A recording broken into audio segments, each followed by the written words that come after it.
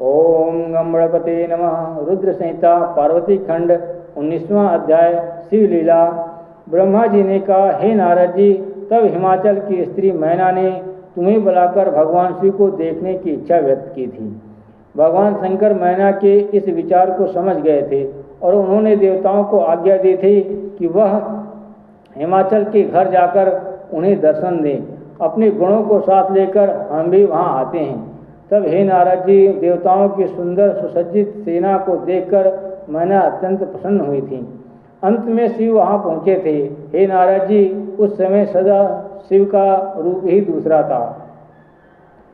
उनके साथ भूत प्रेत आदि गण थे, जिनमें से किसी के मुख पर टेढ़ी सूंड थी, किसी के होठ लंबे थे, कोई गंजा था, कोई नासिकाहीन था, कोई वाहन की पूंछ की ओर मुंह करके बैठा था और कोई वाहन की गर्दन पर सवार था।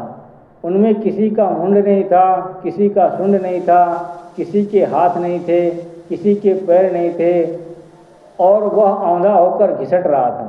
हे नारद जी, इन गणों के मध्य में शिव थे।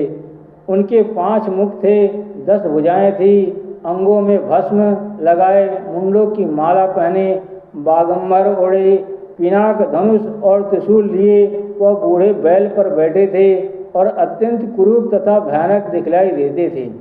यह देखकर मैना तो दुख से कांपकर पृथ्वी पर गिर पड़ी थी तथा नाना प्रकार से विलाप करती हुई तुम्हें तथा अपने पति को भला बुरा कहने लगी थी।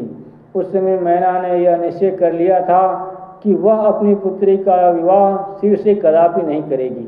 तब हे नारद जी, मैंने नाना विधि से मैना को समझाने का प्रयत्न किया था। मैंने कहा था, हे देवी, अभी तुमने शिव का असली रूप नहीं देखा है।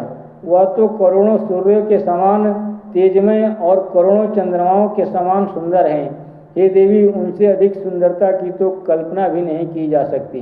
तब मैना ने कहा था कि ऐसा है, तब मैं उनका रूप देखकर ही कोई निर्णय करूंगी।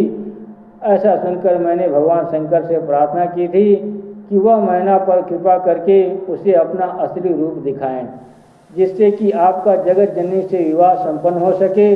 शिव जी ने मेरी प्रार्थना को स्वीकार कर लिया था। ओम नमः शिवाय।